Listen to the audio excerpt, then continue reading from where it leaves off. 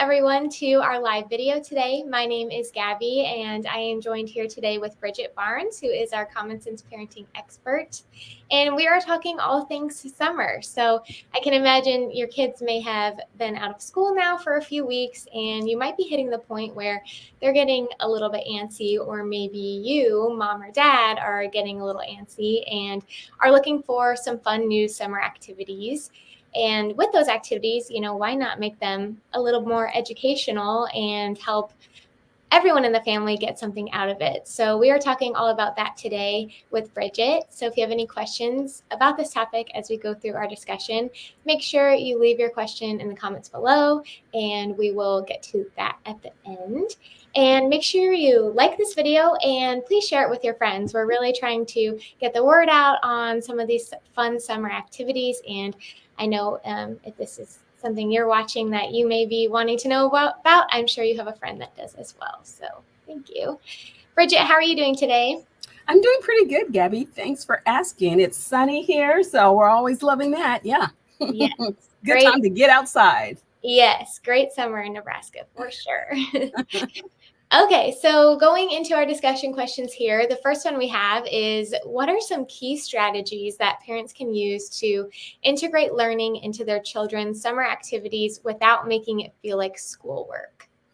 Well, the key thing really is when it comes to learning activities is to make it fun and make it something that your kid might be interested in.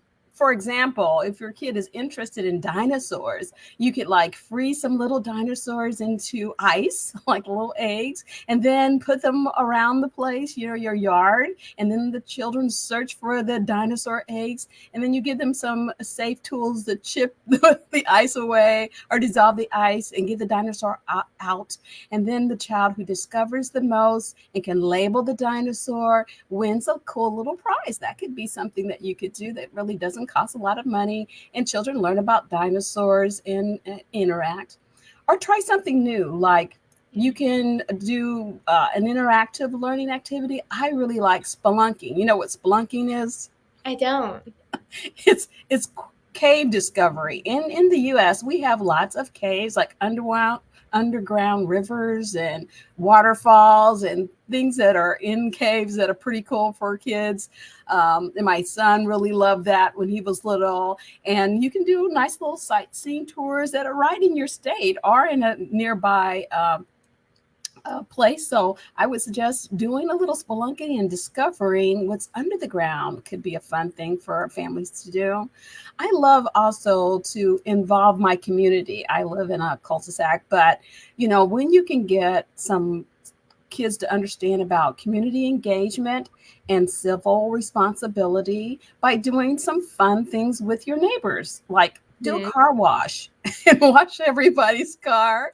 It could be free, or you could do donations and then, help out elderly neighbors with lawn care, or do a balloon contest where, you're get with another family and your team and you do a strategy on how to win the balloon championship.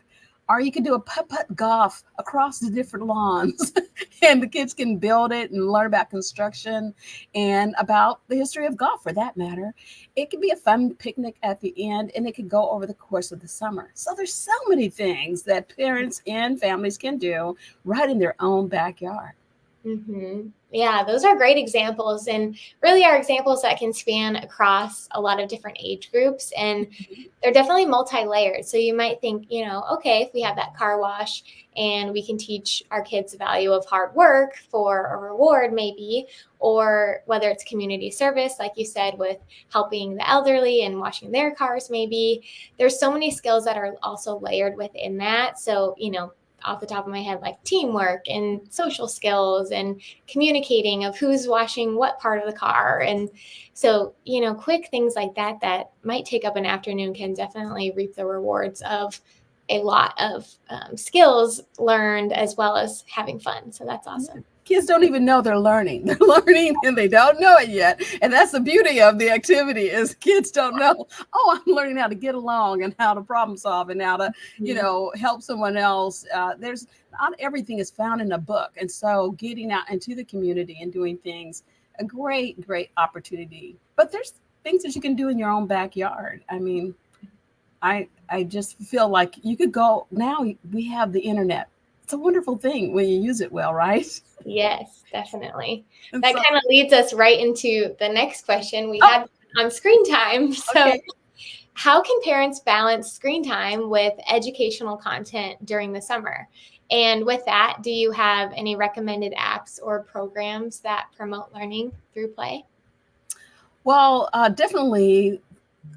Now that we have the internet, you can go up and Google. You can actually Google fun Yeah. summer activities for kids. Just Google this, and then you'll just get this plethora of different ideas.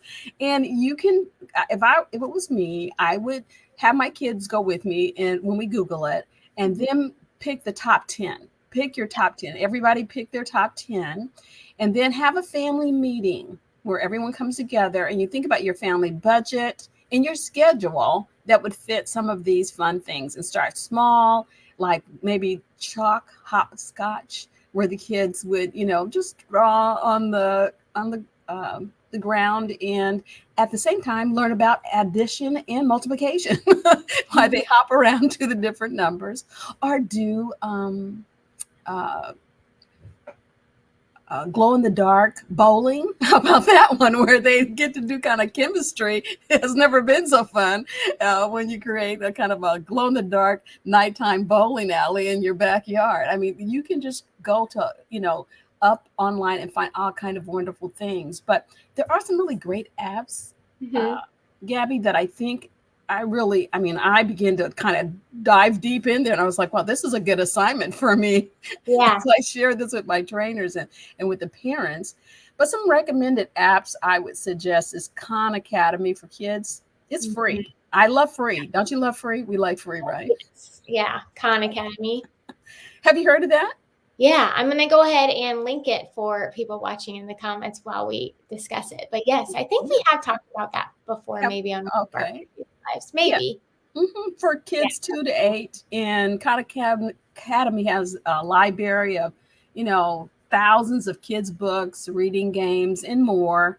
That would be a cool one that is free. I like free. You have PBS Kid videos and PBS Kid games that, of course, have the arcade games that are fun, but they also help kids like express their feelings. Now, this is really good for kids 5 through 8. So if you have some kiddos that need to, work on social and emotional skills or general education concepts, great.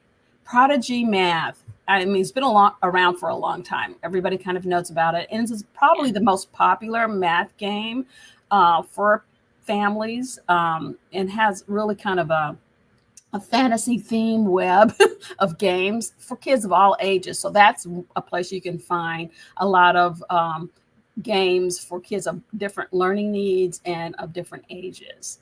For little bitties, if you have little bitties, you can go to Busy Shapes and Colors. Now, there is a price for that.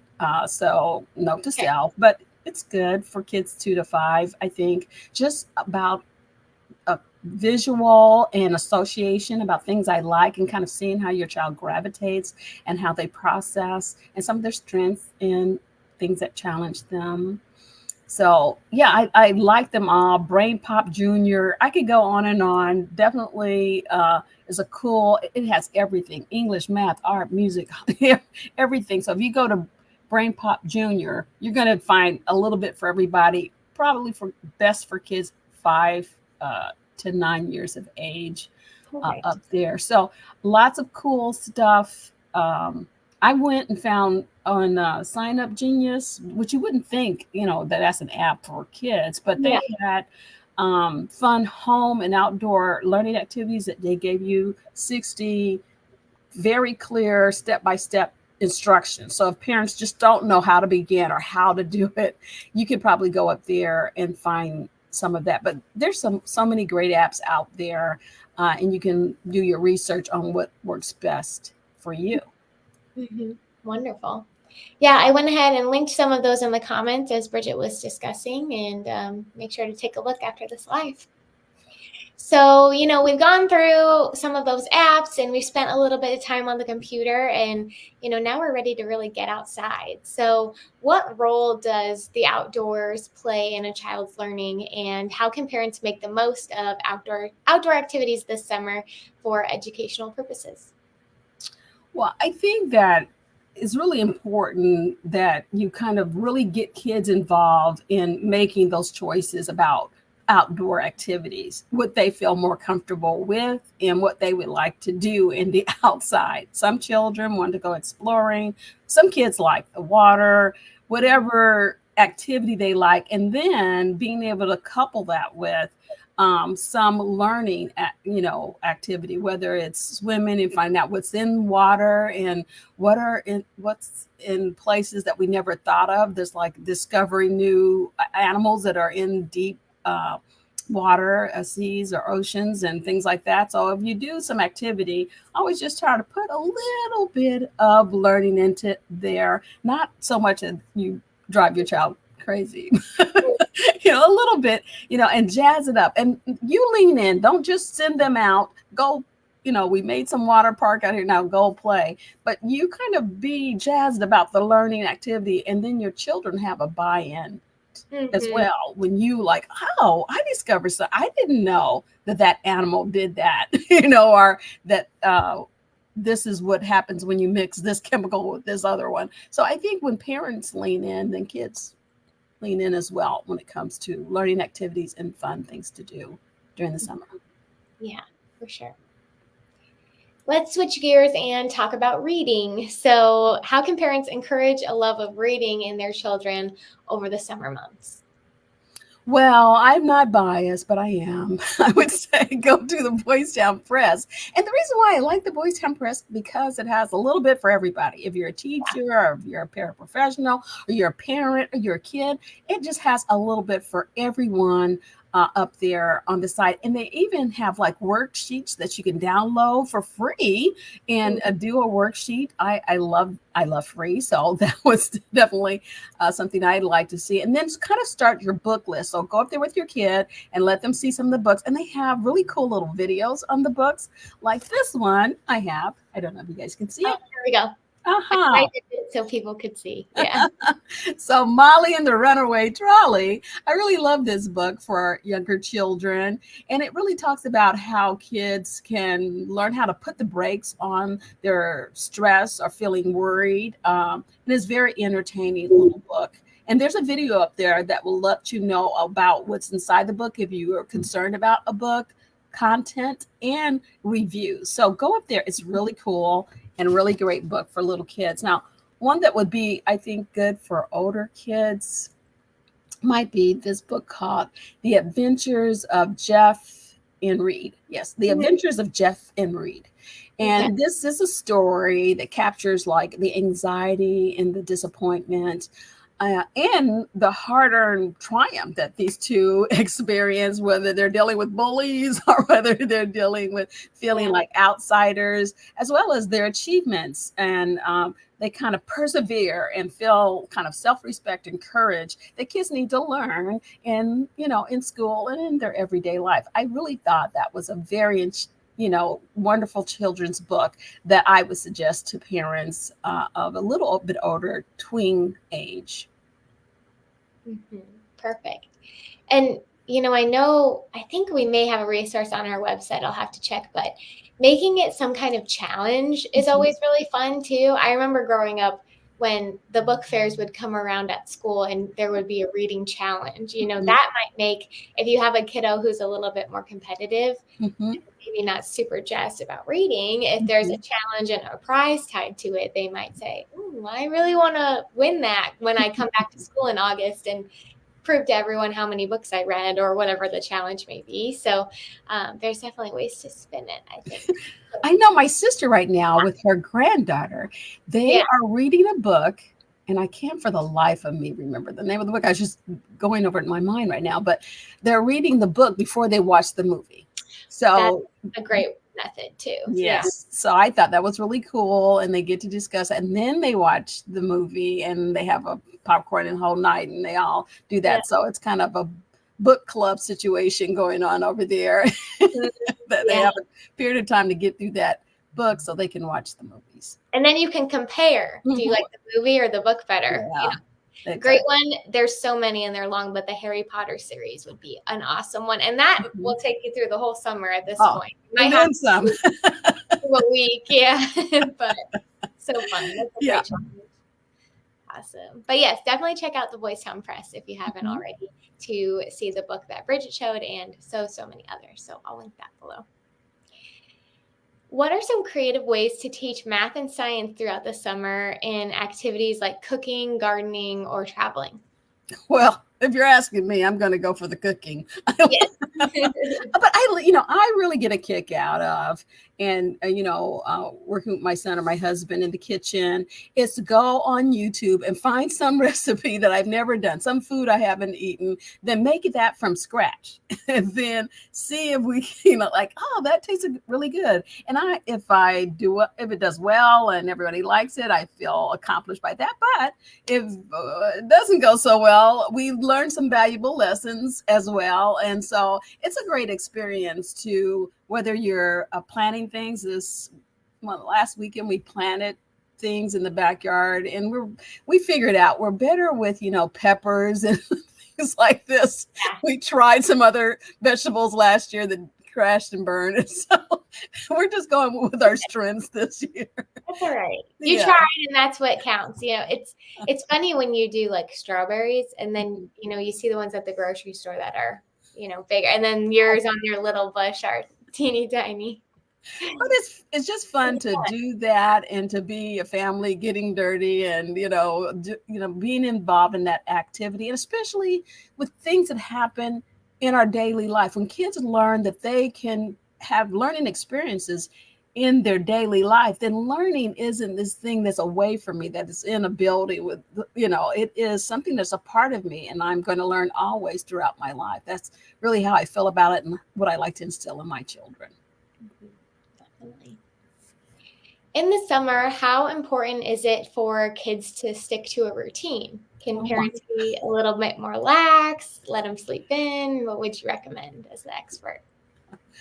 I think it's good to have routine. I think it's good to have a schedule. It just makes things go smoother for everybody concerned. There will be days and times where you're going to get up later because you were, out late or traveling or whatever the case might be. And that's, kind of the river and the rhythm method, where the routine goes along like the little river as it should, and there will be times where you have to get up on the shore and recalibrate and then get back in the river. So I would say that those times when you're off schedule, off routine, are not the routine. They're not always there. They just kind of happen, and we are okay with that.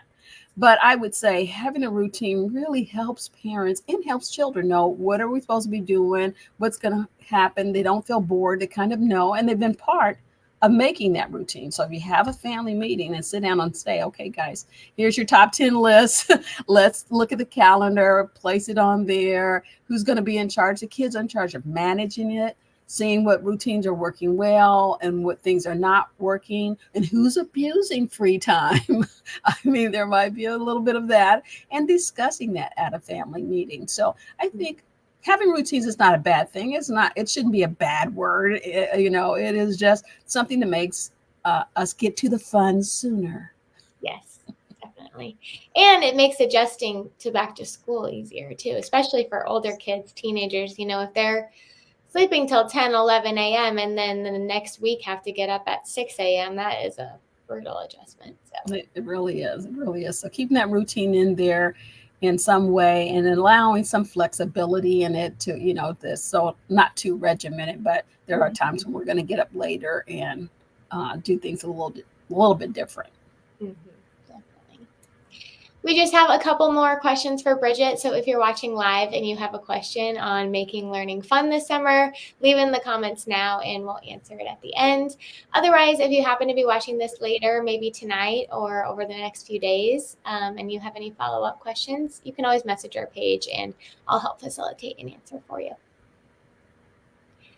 Okay, so Bridget, can you provide tips for parents to help their children develop critical thinking and problem-solving skills during summer break? Yeah, I think summer break is a wonderful time to really focus on that critical thinking and problem solving. You have the time to do that, and you can engage kids in fun ways to be able to do it. And as I was surfing the net, looking for different apps and things, I stumbled upon this boardteachers.com Oh, site. And it's a bunch of comedians who happen to be teachers, which I thought was very interesting. yeah. And yeah, but they had like 50 fun critical thinking strategies that were for teachers, but I thought would be applicable for parents as well during the summer months. And so one of them was like, don't give your kids the answer. So give them a problem, a challenge, and then let them struggle.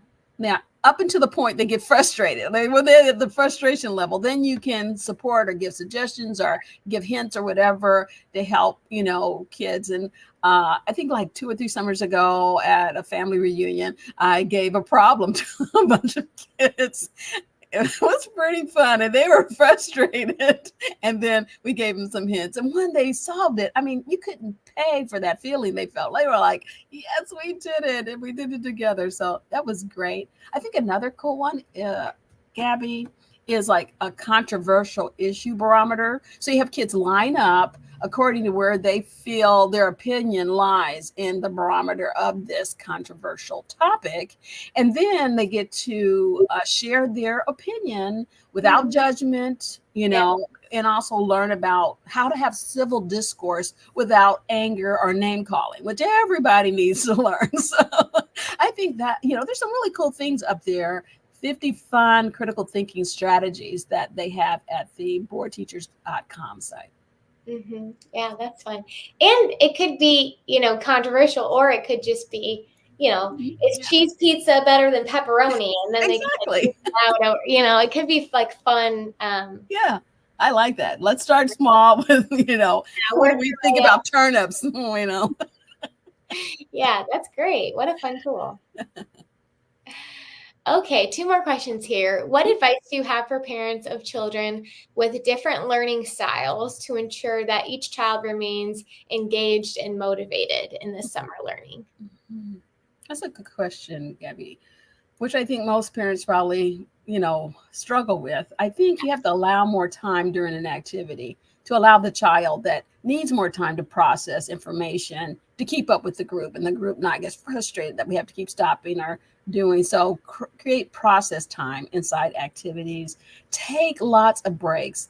There's actually been studies that show that when kids get breaks, their brains operate better. So I would give them some time to process, to discuss, and just breaks in between doing learning activities, and just keep it moving.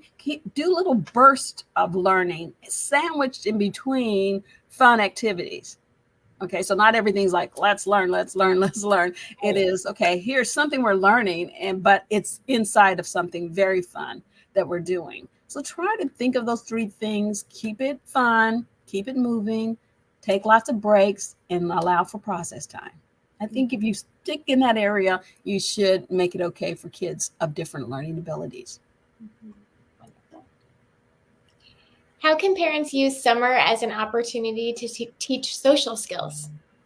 Well, it's happening around you all the time, social skills, right? And I just think it's important. Last night I was doing a class with parents of children with ADHD. And so definitely children with ADHD are challenged at times with social, but everybody is, for that matter. So I would just say that when a social situation comes up, identify the social skill that you might need in this social situation. So let's say that we're going to go and do an activity with the neighbors, and we'll talk about what social skills that we'll need for this to be fun for everybody. We'll need to follow instructions. We'll need to learn how to get along with others. We'll need to problem solve. Okay. And, so those kind of things are good to point out, and then tell kids what are the steps, because you assume that they all know, but no, they might not know. And so identify those steps. And at the Boys Town Press, once again, they have these little posters of those social skills that you can get and put up, like, this is the social skill of the week: following instructions, accepting criticism. And when you do that, maybe you earn some points, or maybe you earn a special snack, or whatever the case may be. But you can integrate that into your daily life of, okay, you did a nice job of asking permission. You looked at me, you stayed really calm, and you asked me, saying, may I? And that was really great. So identifying that when it happens, and then focusing on it when you're doing some fun activity with your kid. Wonderful. Well, you shared some great tips and lots of fun activities for families to try to make learning fun this summer. And we really appreciate that, Bridget. Thank you, everyone, for tuning in, and we look forward to our next talk. All right. Bye, everyone.